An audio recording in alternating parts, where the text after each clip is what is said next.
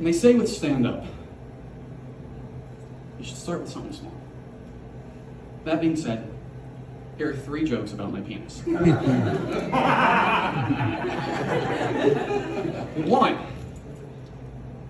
I really, really like that iPhone puts dates on all your pictures still. So that way, you can go through them and you scroll and you see what kind of days you were having. For instance, August 23rd, 2018, I have a picture of this hot babe I know tying my shoe. Probably a really good day for me. That's a power trip. I'm very narcissistic.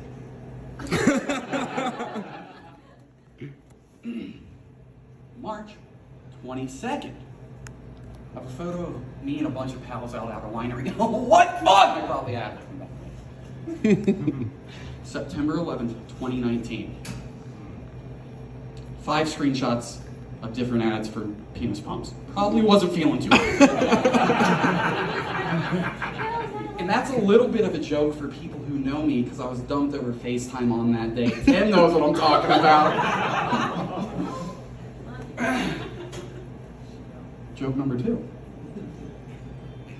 I was trying to talk to a girl recently. And I was just chatting her as one does. She goes, well, I have a dog. I'm like, what type of dog do you have? Chihuahua. Why? Well, I like small dogs because they're easier to handle. And then out of instinct and excitement, do you feel the same way about penises? Joke number 3. Guys like to, well, most guys like to brag about their dick. And they do it in really weird ways. Like one guy will be like, bruh, my dick is a Glock. And then someone trying to one-up him will be like, that's nothing, dude. My dick is an assault rifle. I'm like, boys, calm down. My dick is like a Nerf gun. Because adult women aren't impressed by it, and it's mostly shot at little kids. And, I mean, you never know when it's going to blast you in the face. Hold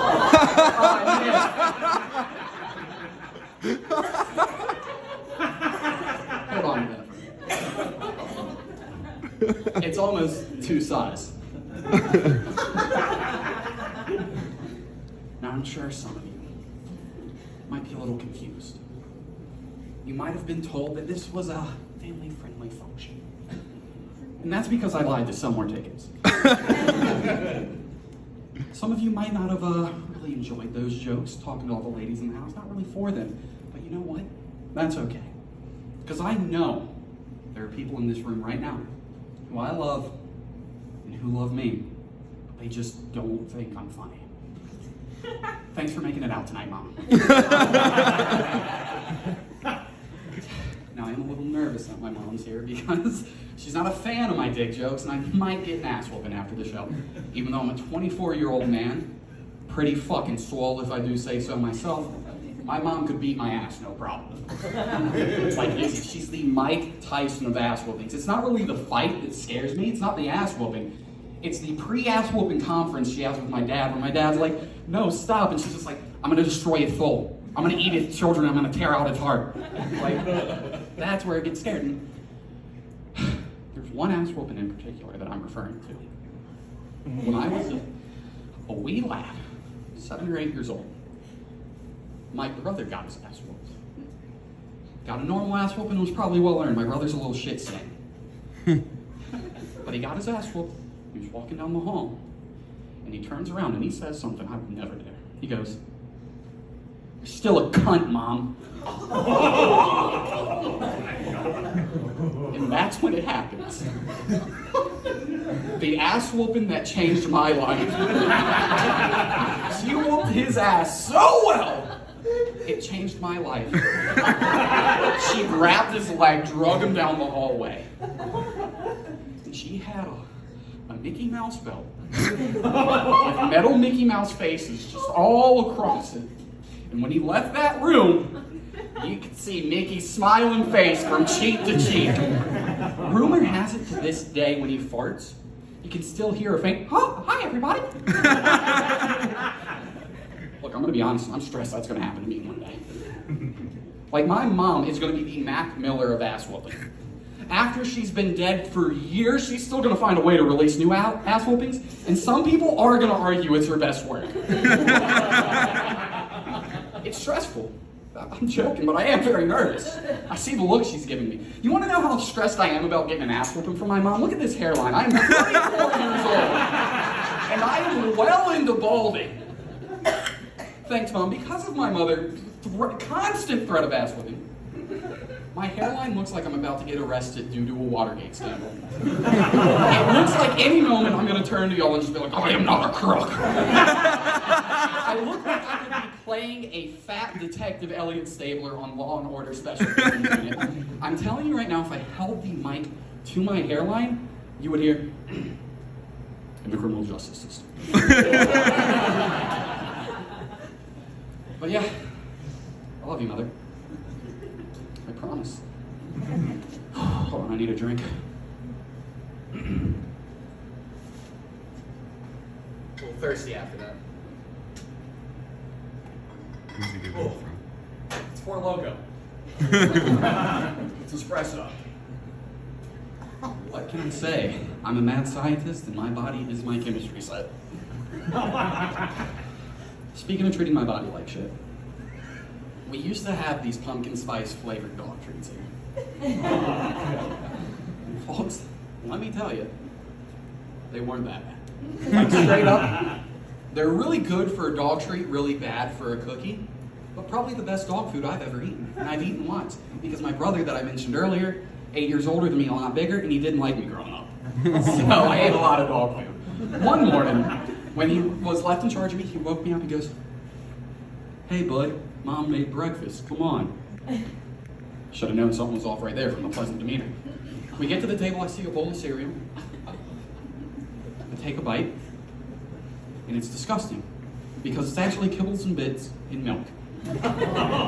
Before I have the chance to gag, he goes, "Mom says if you don't finish it all, she's getting the Mickey Mouse belt." I ate every last bit and drank the milk. I will say in his defense, that next week, my teeth were never stronger and my coat was never shinier. So it wasn't all bad. I should probably start eating some right now. I want to sit down. Stay here. I'll be back from you. Godspeed. Here's some duct tape.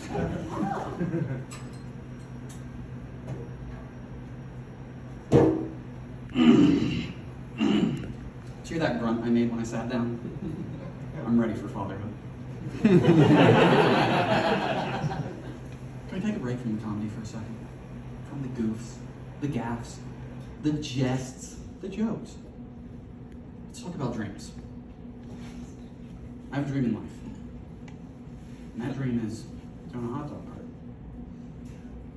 My business's name will be Teacups, Wet and Wild, Wiener Experience. I will sell dirty water dogs. For those of you who don't know, a dirty water dog is a boiled hot dog. It won't be fried, it won't be grilled, it won't be put on a roller for hours. They will be dirty water dogs because it's got to be wet and wild. I have a brand to maintain. And I really need this to work out. I have it all planned. Dirty water dogs, no condiments, you'll eat them plain, but I will offer condoms and mints. Both with the Teacups Wet and Wild Wiener Experience logo on them for me. So that way, fellas, you too can serve up a Teacups glizzy anytime, anyway. And also, I want to do condoms because, like, I'm a huge proponent of safe sex. I don't have sex. I'm saving myself for divorce, but I still think it's good.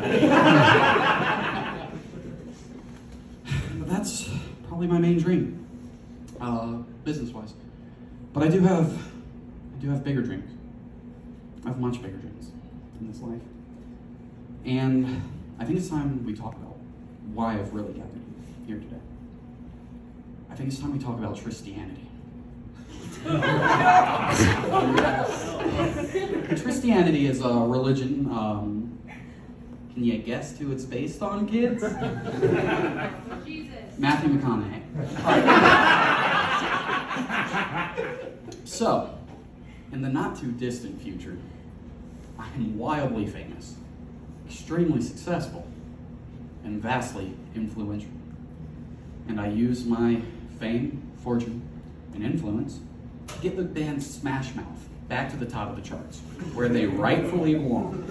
And they drop a new album, and it's gonna be a banger, a bop. And everyone in the entire world will hear this album, and they will say these words. Not bad. Why are we fighting? Why is there conflict?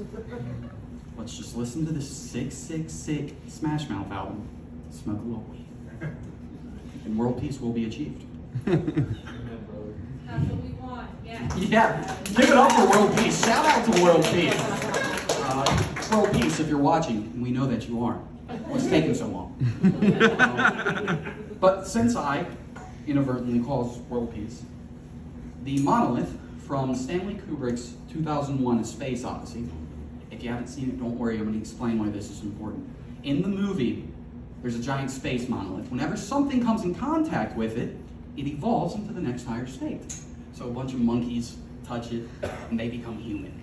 A man touches it, he becomes a weird, all-powerful, time-traveling space baby. I don't know, the ending's really confusing. If you're going to watch it, take some shrooms. But anyway, the monolith decides I'm worthy to come in contact with it since I caused world peace. And when I do, I evolve into the higher being, Matthew McConaughey. And I become an almost all-powerful God. And everybody worships me. Everybody loves me. And it is all right. Except, there is one man who don't. There's a man who wants people to worship him, who doesn't want to worship me, even though it'd be a lot cooler if he did. You called the reference, thank you. Dazed and Confused, anybody? No, it's a little bit of an older. A lot of these movies aren't a given nowadays. This man is Kanye West. He refuses to worship me / Matthew McConaughey. He wants people to worship Jesus. So, it is fair. Not really. I work so hard to ascend to the all-powerful being of Matthew McConaughey. Get it Chris Jenner. He'll do it. Shut up. You know, actually move to the back again, Eve. I'm tired of it. But anyway, how can Kanye stop Matthew McConaughey? He can't. He's an almost all-powerful God. Jesus is a mortal man. So he sends an assassin back in time to kill me. Simple. Well, when that happens, me / Matt catches wind of it. This can't happen. I can't have him die. I need him living, right? What am I going to do? An idea comes. I'll go back in time and I'll warn him myself. Right? Simple, but even though I'm almost all powerful, if I come in contact with a past version of myself, might mess up the fabric of reality. How am I going to reach it? I spend days, nights, weeks toiling over it, just thinking,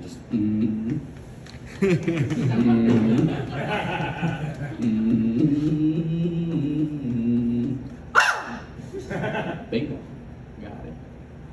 I'll become an actor. I'll make movies, films, commercials. I'll send him messages through my many works.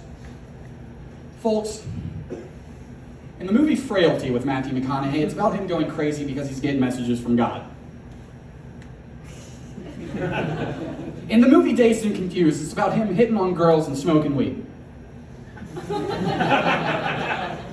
In the movie Interstellar, his name in that film, his last name is Cooper. His first name's not said, not written down in the credits. It's just Matthew McConaughey as Cooper. His first name in that film is Tristan, and you can't convince me otherwise. What's that movie about?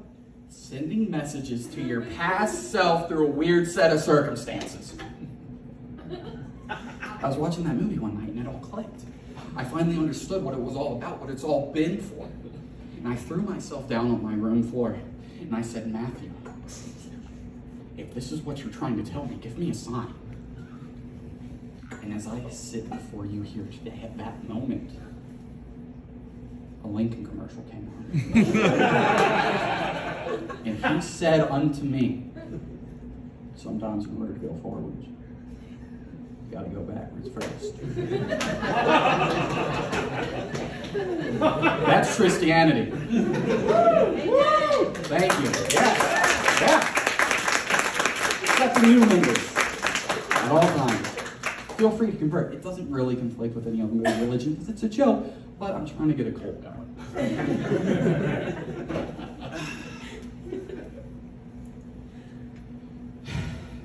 Titties.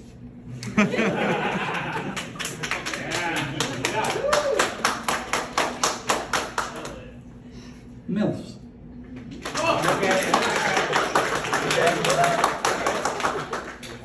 MILFs with titties. And these are a few of my favorite things. I think it's no surprise to anyone that I love MILFs. I love titties. I love MILFs with titties. But I'm here to warn you. These things that you love and hold dear, and hold near to your face when your luck's going good, they can hurt you. I was recently scorned by a MILF with titties. I dared to fly too close to the sun. You meet her through some mutual friends that are all sitting over in this section. You go on a date, it goes well. Next thing you know, you're sending her a picture of your cock in a hot dog bun because she's freaky like that. And the next thing you know, you find out she's still married. And the next thing you know, there's a 6'4" Marine in Kentucky that wants to kill you. And the next thing you know, God's crying because you sent a married woman an exclusive sneak peek of T. Coop's Wet and Wild Wiener experience.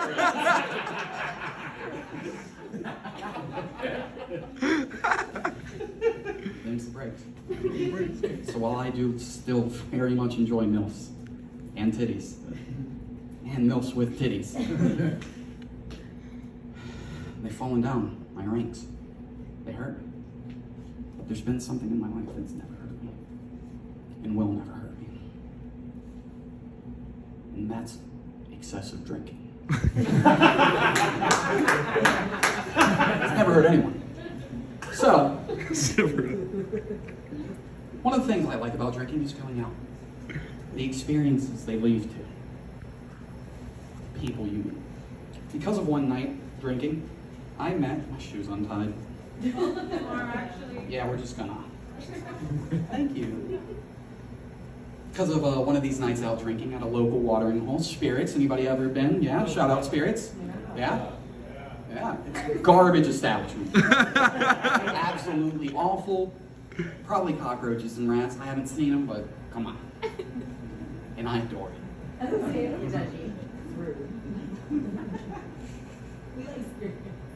Yeah?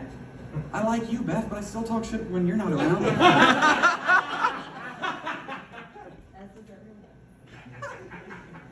So I was at Spirits one night, and I make my way to the bar.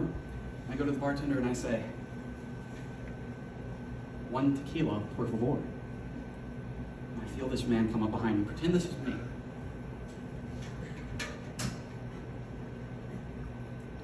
You gonna give me some tequila too?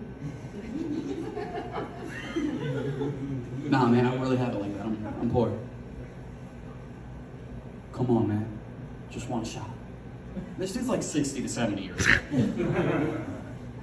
I really don't have it like that, or I would. You seem like a great guy. Just give me the cheapest tequila then. Come on. What do you think I'm fucking drinking? I wasn't gonna pay for you to have top shelf shit. Just give me a beer then. Come on, dude, it's so cheap. Buddy, I'm really poor. I'm actually gonna try to skip out on the bill. A PBR, man, it's like $2, you broke ass bitch. I bought him a beer. He earned it at that moment. So he gets his beer, he goes to walk away, and he turns to me and he goes, "You gotta put some respect on my name. I was a Navy SEAL. I could piss my pants right now and you wouldn't even know it till there's a puddle on the floor and I'm miles away.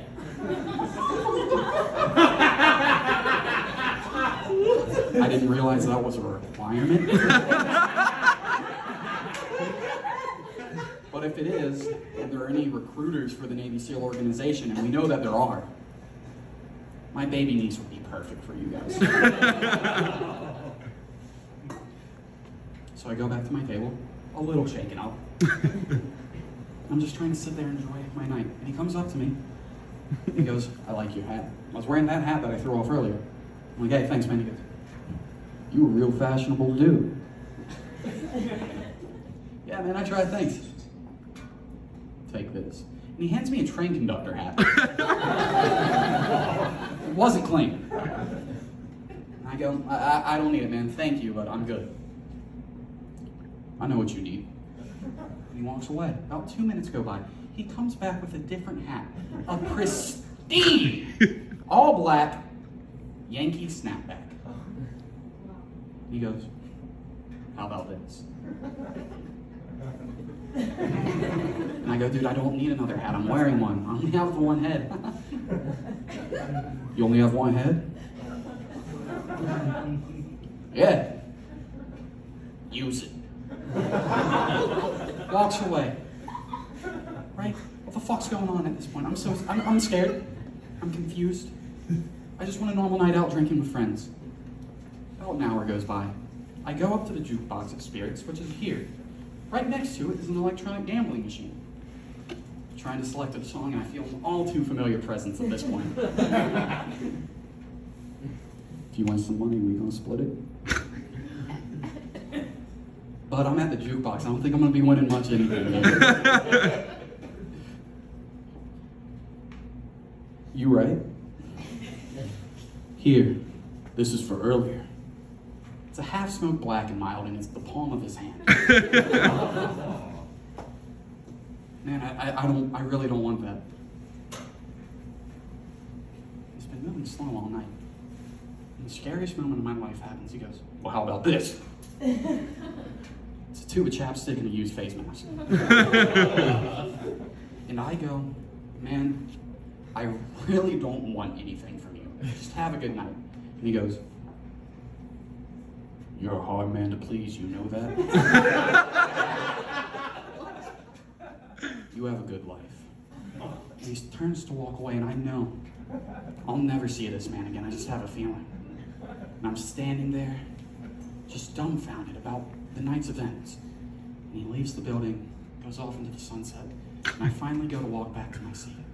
And I take a step forward, and it was wet. The son of a bitch pulled it off. It's incredible. He called his shot. Is it weird that I miss him?